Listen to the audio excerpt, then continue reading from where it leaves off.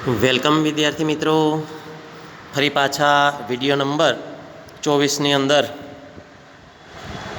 આપનું સ્વાગત છે. વિડીયોના માધ્યમથી અભ્યાસની અંદર આગળ વધવાનો પ્રયત્ન કરીએ છીએ. ત્યારે આગળના વિડીયો નંબર 23ની અંદર આપણે ધોરણ 11 નામાના મૂળ તત્વો પ્રકરણ નંબર 4 આમનોંધની અંદર પેજ નંબર 90 ઉપર છેલ્લે અટક્યા હતા. ઘણા બધા પ્રકારની મોટાભાગની આમનોંધો આપણે સમજી ગયા છીએ અને આમનોંધમાં આપણી સારી એવી પકડ હવે આવી ગઈ હશે.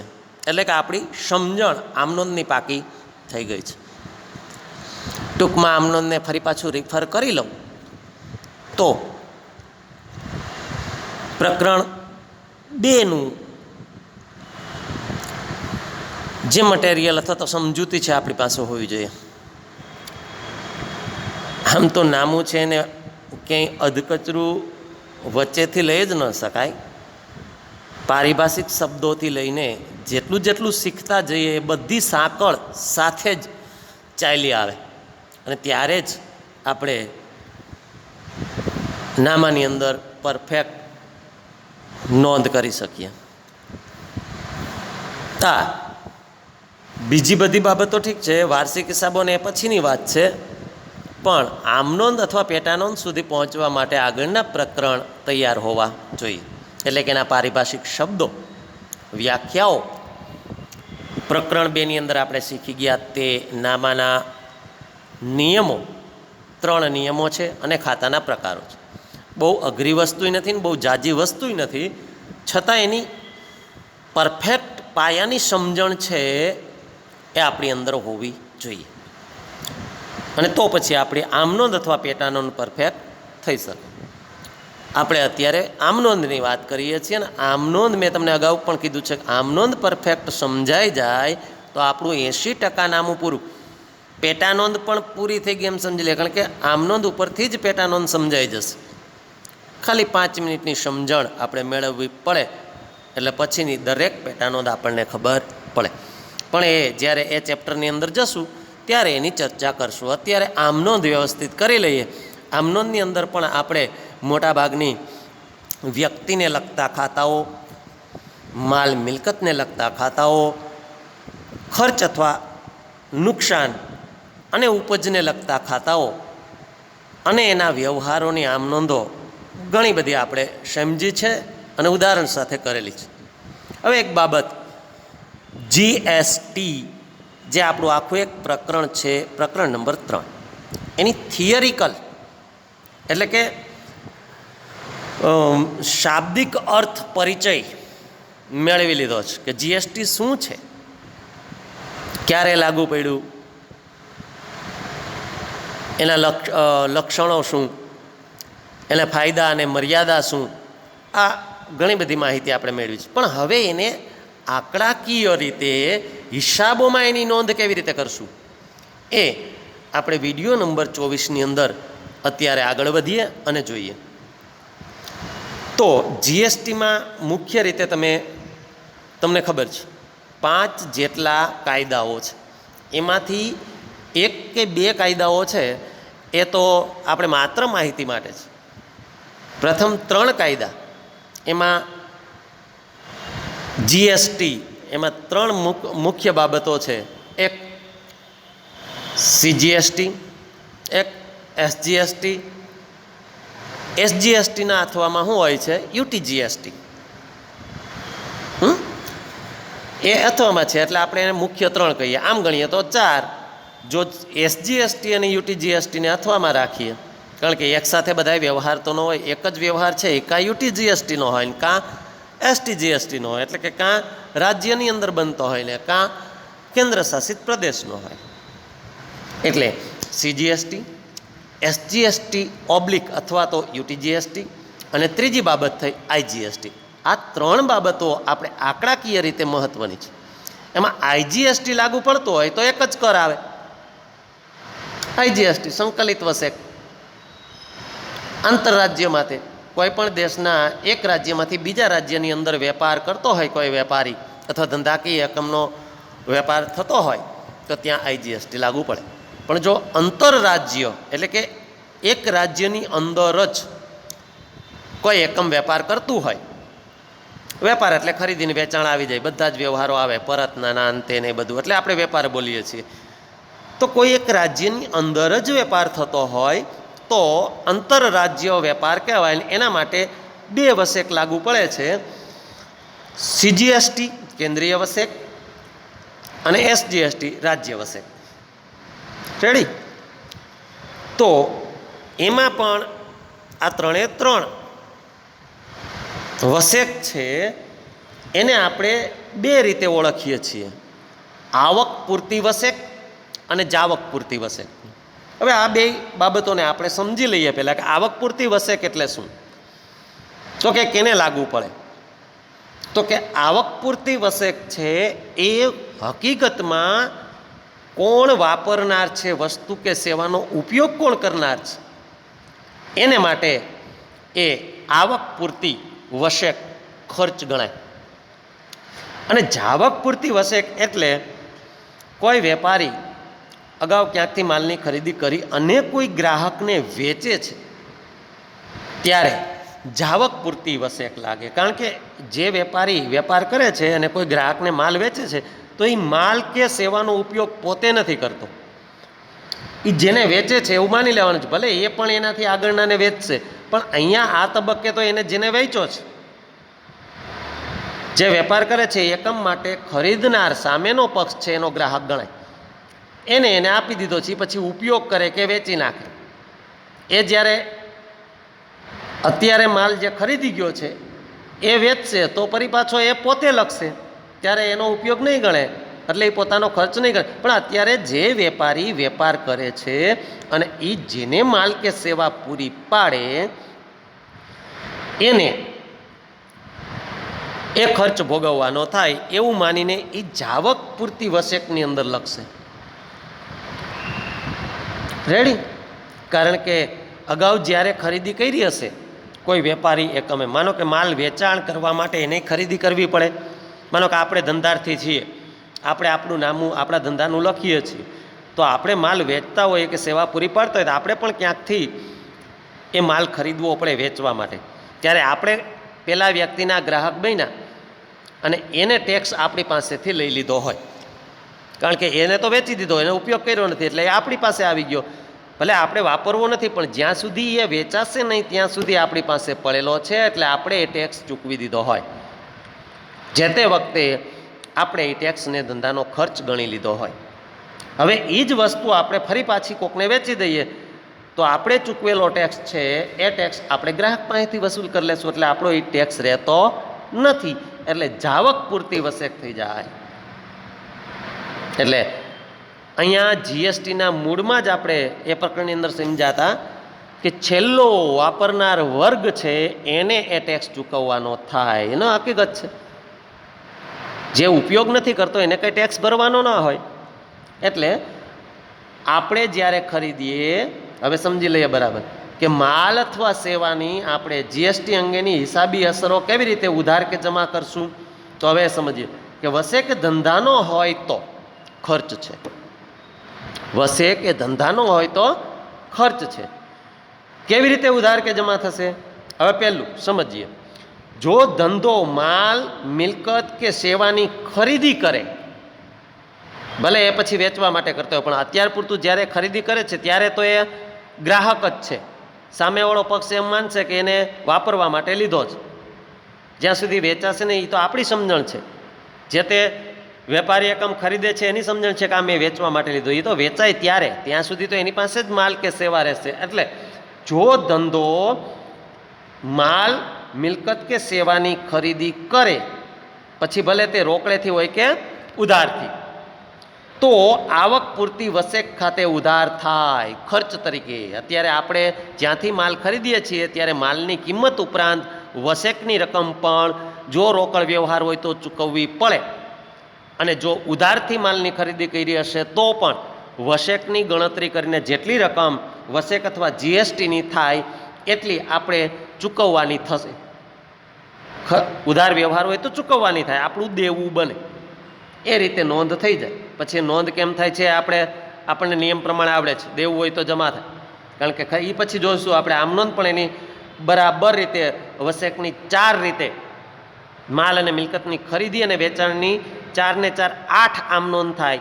એ હું તમને એક પછી એક વ્યવસ્થિત સમજાવતો જઈશ, એટલે તમે નોટની અંદર લખતા જશો મૂળ રીતે. પછી એની અંદર માત્ર નામ બદલવાના રહે, અથવા તો જે કાંઈ સેવા અથવા મિલકત કે જે કાંઈ હોય તે એની અંદર પૂરવાનું રહીએ, બાકી આમ નોંધો એટલી થાય. એ પછી જોઈશું. તો પેલું, જો ધંધો માલ મિલકત કે સેવાની ખરીદી કરે, એટલે કે રોકડેથી હોય કે ઉધારથી, તો આવક પૂરતી વસેક ખાતે ઉધાર થાય. અને આવી ખરીદીમાંથી હવે આજ આવક પૂરતી વસેક ખાતે ઉધાર કરી દીધા, ક્યારેક આવક પૂરતી વસેક ખાતે જમા થશે. તો ક્યારે જમા થાય? તો કે જો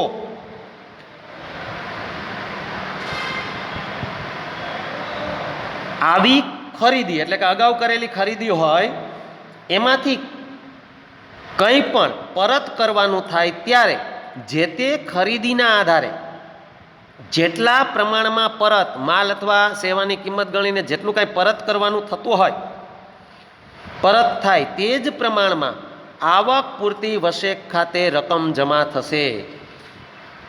જો આવક પૂરતી વસેક જ જમા કરવાનું. જો અગાઉ કોઈ માલ કે મિલકત કે સેવાની ખરીદી કરી હોય અને એમાંથી કાંઈ પરત કરવાનું થાય, હવે આપણને એમ થાય કે સેવા છે એ તો વપરાઈ ગઈ હોય, એને કેમ પરત કરવાની? તો સેવા એટલે માનો કે કોઈ પાસેથી આપણે માલ ખરીદો જ, હવે એ માલ આપણે પરત કરીએ ત્યારે જ્યારે માલ ખરીદી કરી છે ત્યારે આપણે રેલવેનું અથવા મજૂરી પણ ચૂકવેલી હોય,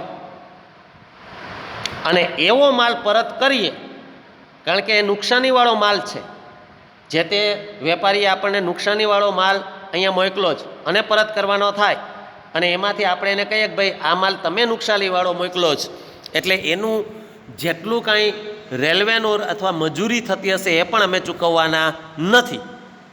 તો ખરીદી વખતે આપણે મજૂરી પણ ચૂકવી હોય અથવા ચૂકવવાની થતી હોય, રેલવેના પણ આપણે ચૂકવવું હોય અથવા ચૂકવવાનું થતું હોય, તો એ આપણને અત્યારે પાછું પરત માલની કિંમતના પ્રમાણમાં પરત લેવાનું થાય તો એ સેવાની બાબત કહેવાય. ખર્ચ મજરે મળે, પરત મળે, તો ત્યારે ખર્ચ સહિત માલની રકમ પ્લસ જે તે ખર્ચ ગણી લીધો હોય એના ઉપર પણ આપણે વસેકની ગણતરી કરીને ચૂકવેલા હોય, એટલે એ આવક પૂરતી વસેક ખાતે ઉધાર્યા હોય, હવે એને આપણને પરત મળે તો આવક પૂરતી વસેક ખાતે જમા કરવાના થાય. રેડી?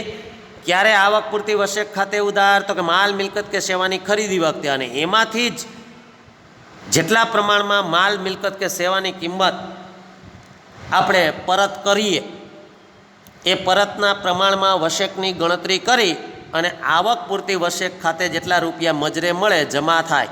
જો રોકડથી વ્યવહાર અગાઉ થયેલો હશે તો એટલા રૂપિયા રોકડા આપણને પરત મળશે. જો આપણે ઉધારથી માલની અગાઉ ખરીદી કરેલી છે તો એટલા રૂપિયા આપણે જ્યારે ખરીદી કરી હોય ત્યારે જે તે આપનાર વ્યક્તિ ખાતે જમા કર્યા હોય, એટલા આપણે દેવાદાર બન્યા હોય અને સામેનો પક્ષ એટલો લેણદાર થયો હોય. તો હવે એટલો લેણદાર ઘટી જશે, એટલે આવક પૂરતી વસેક ખાતે જમા કરશું અને જે તે લેણદાર ખાતે ઉધારશું. એ આમનો થશે ત્યારે સમજશું, પણ અત્યારે એટલા રૂપિયા આવક પૂરતી વસેક ખાતે જમા થાય માલ પરતના વ્યવહારમાં. ચાલો બીજું, જાવક પૂરતી વસેકને લઈએ.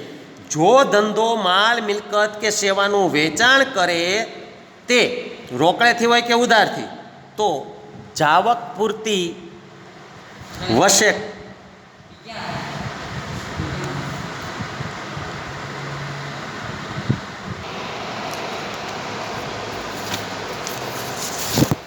હવે જાવક પૂરતી વસેક, જો ધંધો માલ મિલકત કે સેવાનું વેચાણ કરે તે રોકડેથી કે ઉધારથી હોય તો જાવક પૂરતી વસેક ખાતે જમા થાય.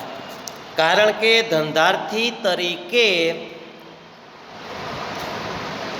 વસેકની ચૂકવણી ધંધાર્થી કરશે, પરંતુ તે ધંધાર્થીનો ખર્ચ નથી. જ્યારે એને માલ ખરીદો છે ત્યારે પણ એને આ માલ ઉપર વસેકની ચૂકવણી કરેલી હશે. હવે એ જ માલ એને વેચવાનો છે, એટલે એ માલ કે સેવાનો ઉપયોગ જે તે ધંધાર્થી એકમ કરતો નથી, એટલે એ ખર્ચ એનો ગણાય નહીં. હવે કારણ કે એ માલ અને સેવા તો એ ગ્રાહકને વેચશે. હવે જ્યારે માલ કે સેવાનું વેચાણ થાય એટલે હવે એ ખર્ચ એનો રહેતો નથી. અગાઉ એને ખર્ચ તરીકે પૈસા ચૂકવા જ ખરીદી વખતે, એટલે એને ખરીદી વખતે જે તે વસેક ખાતે ઉધાર કરેલા છે એટલો ખર્ચ ગણ્યો છે. હવે અહીંયા ગ્રાહક પાસેથી પરત લઈ લેશે, એટલે એટલા રૂપિયા એ જમા કરી દેશે. જે તે વખતે ખર્ચ ગણ્યો ખરીદી વખતે ત્યારે એને ઉધાર્યા જ, ફરી પાછા એનું વેચાણ કરશે, ખરીદેલા માલનું કે સેવાનું વેચાણ કરશે એટલે તરત એ રૂપિયા વસેકના ગ્રાહક પાસેથી લેશે. એટલે ધંધાર્થી તરીકે વસેકની ચૂકવણી ધંધાર્થી કરશે, પરંતુ તે ધંધાર્થીનો ખર્ચ નથી. તેથી જેને માલ કે સેવાનું વેચાણ કર્યું છે તેની પાસેથી વસૂલ કરશે. અને જો આવું વેચાણ કરેલ હોય અને તેમાંથી કંઈ પરત આવે, હવે જુઓ જાવક પૂરતી વસેકની વાત કરીએ છીએ, આવક પૂરતી સમજી લીધી, ઉધાર ક્યારે અને જમા ક્યારે. હવે જાવક પૂરતી વસેક ક્યારે જમા અને ક્યારે ઉધાર, તો ઉલટા સુલટું છે. આવક પૂરતી પહેલાં ઉધાર હોય, જો કાંઈ પરત આવે તો આવક પૂરતી જમા થાય. એમ જાવક પૂરતી છે એ પહેલાં જ્યારે વ્યવહાર બને એટલે કે વેચાણ થાય કે તરત જાવક પૂરતી નોંધાઈ જાય, જમા થઈ જાય. હવે એમાંથી કોઈ માલ પરત આવે એટલે કે વેચાણ પરતનો વ્યવહાર હોય તો જો હવે બરાબર સમજો, ત્યારે જે તે વેચાણના આધારે જેટલા પ્રમાણમાં માલ કે સેવા પરત થાય તે જ પ્રમાણમાં જાવક પૂરતી વસેક ખાતે ઉધાર થાય. જમા કરેલું છે અગાઉ વેચાણ વખતે, હવે વેચાણ પરત છે. સેવાની બાબત સમજાવી દીધી મેં તમને. ઘણા એમ કે ભાઈ સેવા તો સેવા એટલે વપરાઈ ગયું, પછી એને પરત કરવાનું ક્યાં આવે, તો કે એમ નહીં. આપણે કોઈ માલ વેચો છે, એ માલની સાથે આપણે માનો કે ભાડું પણ ચડાવ્યું છે, એ ભાડું જે તે ગ્રાહકે ચૂકવવાનું હતું ને એને ચૂકવી દીધું, માનો કે રોકડો વ્યવહાર હતો ચૂકવી દીધું, અને એને બગડેલો માલ ત્યાં પહોંચ્યો એટલે બગડેલો મળ્યો, પેકિંગ ખોલ્યું તો બગડેલો હતો, એને આપણને માલ પરત કર્યો. તો જેટલો માલ પરત થાય છે એટલા પ્રમાણમાં આપણે એની પાસે એ ભાડું પણ લઈ શકીએ નહીં, અથવા તો શરત પ્રમાણે. પણ ગ્રાહક આપણને કહે કે ભાડું રેલવેનું પણ હું એટલા માલનું નહીં આપું, કારણ કે માલ તમારા તરફથી બગડેલો આવ્યો છે, એટલે એ પણ તમારે ભોગવવું પડે. તો આપણે એટલા રૂપિયા એને મજરે આપવા પડે. મજરે આપવું એટલે એટલા રૂપિયા એને પરત કરી દેવા. જો રોકડ વ્યવહાર હોય તો. ઉધાર વ્યવહાર હોય તો જે તે જ્યારે વેચાણ કર્યું હશે ત્યારે સામેનો પક્ષ ગ્રાહક જે આપણી પાસેથી માલ કે સેવા ખરીદી જાય છે અને વ્યવહાર ઉધાર છે તો એટલો એ દેવાદાર બને છે, એટલે એના ખાતે આપણે ઉધાર્યું હશે. હવે આપણે એટલા રૂપિયા માલ પરત કરે, સેવા પરત કરે તો એટલા રૂપિયા આપણે એને જમા આપવાના થાય, એટલો એ દેવાદાર મટી જાય અથવા દેવાદારની એટલી રકમ ઘટી જાય. એટલે એના ખાતે આપણે અગાઉ ઉધાર્યા હતા, હવે જમા કરવા પડશે. એટલે કહું છું કે તેમાંથી કંઈ પણ માલ કે સેવા પરત આવે ત્યારે જે તે વેચાણના આધારે જેટલા પ્રમાણમાં માલ કે સેવા પરત થાય તે જ પ્રમાણમાં જાવક પૂરતી વસેક ખાતે ઉધાર થાય. એટલે કે રોકડ વ્યવહાર હોય તો રોકડ પરત કરવી પડે, અને ઉધાર વ્યવહાર હોય તો એટલા રૂપિયા મજરે આપવા પડે. એટલે કે લેણું આપણું અગાઉ જ્યારે વેચાણ કર્યું હતું ઉધારથી ત્યારે લેણું થયું હોય, દેવાદાર બન્યો હોય, લેણું અથવા દેવાદાર ઘટે પરતમાં, એટલા રૂપિયા ઓછા મળશે, એટલા વસેકના રૂપિયા ઓછા મળશે. વેચાણ વખતે ગણેલ વસેકના રૂપિયામાં ઘટાડો થાય. રેડી? બહુ સિમ્પલ ભાષામાં તમને સમજાવવાનો પ્રયત્ન કર્યો જ. હવે એની દરેક પ્રસંગે બનતી આમનોંધ આપણે સમજી લઈએ. 8 જેટલી આમનોંધ થાય. બહુ સીધી છે, સાદી છે, સમજણમાં ઉતારી લઈએ એટલે આઠે આઠ યાદ ગોખવી ન પડે. અને ગોખવાનું હોય જ નહીં. કોઈ પણ વસ્તુ ગોખશો તો યાદ નહીં રહે, સમજેલું જાજુ યાદ રહે. દાખલા તરીકે કોઈ એક નાનું બાળક છે, એને આપણે કહીએ કે ભાઈ હાથી કોને કહેવાય, હજી એને જોયો નથી, સમજો નથી બાળક, એટલે એને આપણે સમજાવીએ કે લાંબી બધી એની સૂંઢ હોય, આમ કરીને સૂંઢ કરે અને એના દ્વારા એ ખોરાક લઈને પોતે ખાય. ઊંચું હોય પ્રાણી, બહુ ઊંચું હોય, જાડો હોય, 4 પગ હોય, ટૂંકી પૂંછડી હોય, આને હાથી કહેવાય. એટલે એ ખાલી થિયરિકલ સમજ્યું છે બાળક. હવે માની લઈએ કે આજુબાજુમાં કોઈ નથી અને એ બાળક ઊંટને જોવે, એટલે એ તરત કલ્પના કરશે બાળક કે હા, મને સમજાવેલું હતું કે હાથી તો કે એને મોટી બધી સૂંઢ હોય, એટલે એ તરત હાંડિયાનું મોઢું છે, ઊંટનું મોઢું, સાંઢિયો એટલે ઊંટ, આપણી ભાષામાં દેશી પ્રાદેશિક ભાષામાં સાંઢિયો કહીએ, એને ઊંટ બોલાય. તો એ ઊંટ એટલે એ ઊંટની મોઢું ડોક લાંબી હોય એટલે તરત ઊંટની કલ્પના હાથી સાથે કરશે. એને ખબર નથી કે આને ઊંટ કહેવાય. એ તરત કહેશે કે આ તો હાથી છે, 4 પગ હોય, ઊંચો હોય તો ઊંચું છે, ટૂંકી પૂંછડી હોય તો પૂંછડી પણ ટૂંકી છે. તો એ ગોખણ પટ્ટી થઈ, સમજ્યું નથી. પણ બાળકને વ્યવસ્થિત સમજાવવામાં આવે અને દેખાડવામાં ચિત્ર અથવા તો રૂબરૂ દેખાડવામાં આવે, આને હાથી કહેવાય, જો આ એની સૂંઢ છે, આ એની ટૂંકી પૂંછડી છે, આટલું ઊંચું છે, આ એના 4 પગ છે, તો હવે એ બાળક ક્યારેય ભૂલશે? ક્યારેય નહીં ભૂલે, કારણ કે એની સમજણમાં બેસી ગયું છે કે હાથી કેને કહેવાય. એમ સમજણ વસ્તુ એવી છે. હું તો એનાથી એ સિમ્પલ ઉદાહરણ આપું. બાળકને તમે એમ કહો કે ભાઈ રસોડામાં જતું હોય ને એમ કહો રસોડામાં ન જવાય, ગરમ વસ્તુ હોય, ધગી જાય, દાજી જવાય, એટલે બાળકને કલ્પના જ નથી કે દાજવું કેને કહેવાય. એટલે એને તમે ડરથી એને દૂર લઈને મૂકી દેશો, 1-2 વાર ડર દેખાડશો, કહેશો આ ઘરે દાજી જવાય, એટલે તમારા ડરથી દૂર વહી જશે. આ ઘરે એમ ઝટકો મારીને, આંખો કાઢીને, એને ડરાવીને, ધમકાવીને આપણે એમ કહે આ ઘરે, એટલે એ દૂર વહી જશે. પણ એને ખરેખર સમજણમાં નથી કે દાજવું કેને કહેવાય. હવે બને છે એવું કે ક્યારેક એ રમતું રમતું આપણા ધ્યાન બહાર રસોડામાં પહોંચી જાય અને ગરમ, થોડી કમથી ગરમ તપેલી છે એ હાથમાં લઈ લે, ફટ દઈને મૂકી દેશે. હા, રોવા લાગશે, ભલે જે કાંઈ થાય તે, થોડું ઘણું, બહુ હાથ ન દાજે એવી થોડી ઘણી ગરમ તપેલી હાથમાં લઈ લે છે અને પછી મૂકી દે હા કરતો. હવે એને ખબર પડી ગઈ, સમજણમાં આવી ગયું ગરમ કેને કહેવાય. એટલે તરત આપણે કહીશું કાં લઈને ધૈગો ને, જાતો નહીં, અડતો નહીં એને કોઈ દિવસ. રસોડામાં ન જવાય, ગરમ વસ્તુ હોય ત્યાં, અને ગરમ વસ્તુ હાથમાં લઈએ તો દાજી જવાય. એટલે કોઈ પણ હવે વરાળ નીકળતી વસ્તુ, ગરમ વસ્તુ હશે તો બાળક એની પાસે જશે નહીં, કારણ કે એને સમજી લીધું, સમજણ આવી ગઈ દાજવું કેને કહેવાય. તો એમ સમજણ વસ્તુ છે એ મહત્વની છે. સમજી લઈએ પછી ગોખવાની જરૂર નહીં, એ કાયમને માટે યાદ રહી જાય. તો આવી વશેકના વ્યવહારોની આમ નોંધ આટલી રીતે થાય. 8 આમ નોંધ બને જુદી જુદી. તો એમાં 4 છે એ રોકડ વ્યવહાર માટે અને 4 ઉધાર વ્યવહાર માટે. રેડી? એટલે પેલા જ 2 ભાગ પડી ગયા, રોકડ વ્યવહાર અથવા ઉધાર વ્યવહાર. હવે માનો કે રોકડ વ્યવહાર છે એની અંદર 4 છે, એમાં પાછા 2 ભાગ પડે. રોકડ વ્યવહારની અંદર 2 ભાગ પડે, એક ખરીદીનો ને એક વેચાણનો. રેડી? હવે એની અંદર પાછા માનો કે ખરીદી છે, રોકડ વ્યવહાર ખરીદી, એની અંદર પાછા 2 ભાગ પડે, ખરીદી અને ખરીદ પરત.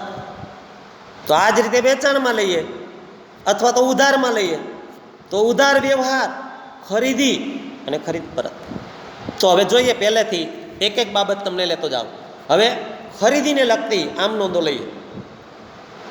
વશેકને લગતી બાબતોવાળી ખરીદી હોય ત્યારે માત્ર વશેકની નોંધ કેમ થશે એનું કહું છું. એની સાથે બીજી બાબત તો હોય જ.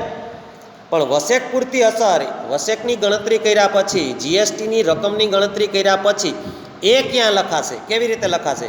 કેમ ઉધાર ને કેમ જમા? તો લખીએ. પછી આપણને સંયુક્ત આમનોંધ તો આવડે જ, અલગ કરવી હોય તો કરી શકાય અને પછી એને ઉમેરી શકાય, એટલે સંયુક્ત થઈ જાય. સરખે સરખી બાબતનો સરવાળો કરી દઈએ. સરખે સરખી એટલે યાદ રાખવાનું, ઉધાર તો ઉધાર જ હોય, અને બાબત એટલે કે ખરીદી હોય તો ખરીદી, વેચાણ હોય તો વેચાણ, રમેશભાઈ હોય તો રમેશભાઈ, જે કાંઈ હોય તે સરખું જ આવતું હોય, ઉધાર જ હોવું જોઈએ. અને એની અંદરનું નામ એટલે કે શબ્દો પણ સરખા. રમેશભાઈ, પોપટભાઈ, ફર્નિચર તો ફર્નિચર, બે બાબત ફર્નિચર ફર્નિચર, ઉધાર ઉધાર હોય તો એ બે ભેગું કરી શકાય.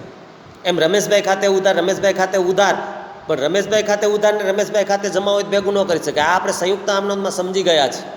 એટલે હવે ચાલો મૂળ મુદ્દા ઉપર આવીએ. આમનોંધ જીએસટીની, એમાં ખરીદીની બાબત લઈએ. હવે ખરીદી હોય તો 4 આમનોંધ થશે. પહેલી, રોકડેથી ખરીદી હોય તો તરત આપણે લખીએ માલની ખરીદી, તો જેટલો રૂપિયાનો માલ હશે એટલો ખરીદ ખાતે ઉધાર. આવક, હવે એ ખરીદી જેટલા રૂપિયાની છે એના ઉપર વસેકની ગણતરી કરીએ અને જે રકમ આવે એ લખશું આવક પૂરતી વસેક ખાતે ઉધાર. બે બાબત ઉધાર થઈ, એ બેનો ટોટલ એટલા રૂપિયા જમા. શું જમા થશે? રોકડ ચૂકવવી પડશે, અને રોકડેથી વ્યવહાર છે એટલે તે રોકડ ખાતે જમા. એક આમ નોંધ થઈ. હવે માની લઈએ કે એ જ બાબત પરત આવે છે, તો ત્યારે રોકડ ખરીદી છે ને આપણે પરત આવે નહીં, ખરીદી હોય તો પરત કરીએ. બરાબર, ખરીદી હતી, આમ નોંધ થઈ ગઈ, ખરીદ ખાતે ઉધાર, આવક પૂરતી વસેક ખાતે ઉધાર, તે રોકડ ખાતે જમા. હવે માલ પરત કરીએ, રોકડ વ્યવહાર હતો તો રોકડ ખાતે ઉધાર, તે ખરીદ માલ પરત ખાતે જમા. માલ પરત કરશું એટલા રૂપિયાની રકમ લખશું ને એના ઉપર જેટલો આવક પૂરતી વસેક આપણને મજરે મળે, કારણ કે રોકડો વ્યવહાર છે એટલે એટલા પણ રોકડા પાછા આપણે આપશે, કારણ કે આપણે જે તે ખરીદી રોકડી કરી ત્યારે એ પણ પૈસા ચૂકવા છે વસેકના પણ, તો એટલા હવે જમા થશે. એટલે આખી આમ નોંધ બોલું છું. રોકડ ખાતે ઉધાર, તે ખરીદ માલ પરત ખાતે જમા, તે આવક પૂરતી વસેક ખાતે જમા. ચાલો, બે આમ નોંધ થઈ ગઈ. એ જ રીતે હવે ઉધારથી વ્યવહાર હોય તો આમ નોંધ કરીએ. રોકડેની બાબત પૂરી ઉધારથી. ચાલો, માલની ખરીદી છે ને ઉધાર છે, તો ખરીદ ખાતે ઉધાર, આવક પૂરતી વસેક ખાતે ઉધાર, તે માલના રૂપિયા અને આવક પૂરતી વસેકના રૂપિયા બેનો સરવાળો એટલા રૂપિયા આપણે કોકને ચૂકવવાના થશે. અને હવે અહીંયા આપણે ખરીદી કરતા હોઈએ તો સામેનો વર્ગ છે એ આપણો વેપારી કહેવાય અથવા આપણો લેણદાર. ઉધાર વ્યવહાર છે એટલે તો આપણે લખશું તે લેણદાર ખાતે જમા. હવે અહીંયા લેણદારને બદલે કોઈનું નામ હોય, આપણે જે વેપારી પાસેથી ખરીદીએ છીએ એ પેઢી હોય તો પેઢીનું નામ લખાય, કોઈ વ્યક્તિ હોય તો વ્યક્તિનું નામ લખાય, અને કાંઈ નથી તો આપણે સમજવાનું લેણદાર. જો હોય તો એ લેણદાર કાઢીને એની જગ્યાએ એ લખાઈ જાય. એટલે આપણે જનરલ રીતે તો તે લેણદાર ખાતે જમા કરશું ઉધાર વ્યવહારમાં ખરીદી વખતે. હવે ઉધાર વ્યવહારમાં ખરીદ પરત આપણે માલ પાછો મોકલીએ છીએ, તો ઉધાર વ્યવહાર છે એટલે લેણદાર ખાતે લખેલું છે, અથવા તો કોઈ વ્યક્તિ હોય અથવા તો કોઈ પેઢીનું નામ હોય, તો આપણે અહીંયા જનરલ રીતે સમજીએ લેણદાર. તે હવે તરત જ ઉધાર વ્યવહારનો ખરીદીનો વ્યવહાર પરત કરીએ છીએ એટલે ખરીદ પરત કહેવાય. ખરીદ માલ પરત એટલે જે તે વ્યક્તિનું ખાતું ઉધાર થશે, કારણ કે એ લેણદાર બનશે. હવે એને મોકલશું આપણે, એટલે લેણદાર ખાતે ઉધાર. એની અંદર બે બાબત આવશે, કેટલી રકમ, બેનો સરવાળો આવશે. કેનો કેનો? તે ખરીદ માલ પરત ખાતે જમા, જેટલો માલ પરત કર્યો છે એની કિંમત અને એના ઉપર જીએસટી વસેકની ગણતરી, તો તે આવક પૂરતી વસેક ખાતે જમા. તો ફરી પાછો આમનો ફરી પાછો વ્યવસ્થિત બોલું છું. ઉધારથી ખરીદેલા માલની પરતની આમનોંધ ચોથી આમનોંધ થાય છે. લેણદાર ખાતે ઉધાર, તે ખરીદ માલ પરત ખાતે જમા, તે આવક પૂરતી વસેક ખાતે જમા.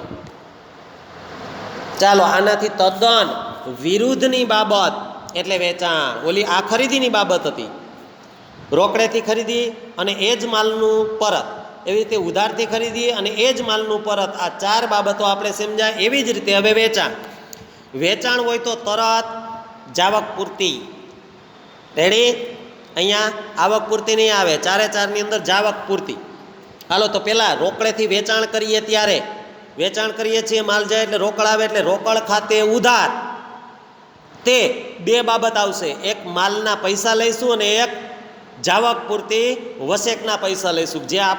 જે માલ આપણે વેચ્યો છે એ ક્યાંકથી ખરીદો તો ત્યારે આપણે વસેકના પૈસા ચૂકવા છે, હવે આપણે અહીં ગ્રાહક પાસેથી લઈ લઈશું, કારણ કે આપણે એ વસ્તુનો ભોગવટો કર્યો નથી કે સેવા ભોગવી નથી. જેને ભોગવી છે એની પાસેથી લઈ લેવા.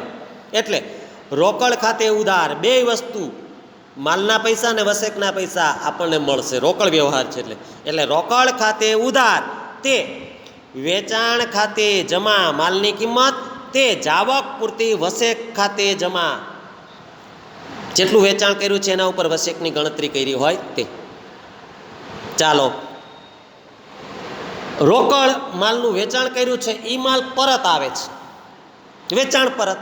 એટલે લખીએ વેચાણ પરત ખાતે ઉધાર માલની કિંમત, જાવક પૂરતી વસેક ખાતે ઉધાર તે રોકડ ખાતે જમા. આપણે પૈસા ચૂકવી આપવા પડશે. અગાઉ વસેકના પૈસા પણ પેલી વ્યક્તિ પાસેથી આપણે લીધા છે, આપણો એટલો ખર્ચ ઘટાડી દીધો તો જે તે સમયે જાવક પૂરતી વસેક ખાતે લખીને. બરાબર? હવે ફરી પાછો એ માલ આવી જાય તો એટલો માલ આપણા ધંધામાં જ રહીએ, આપણે જ ભોગવીએ છીએ જ્યાં સુધી પડ્યો છે એમ માની, અને એ ટેક્સ આપણો ગણાય. એટલે આપણે ઓછો કરી નાખ્યો તો ફરી પાછો વધારવો પડે. એટલે જાવક પૂરતી વસેક ખાતે ઉધાર.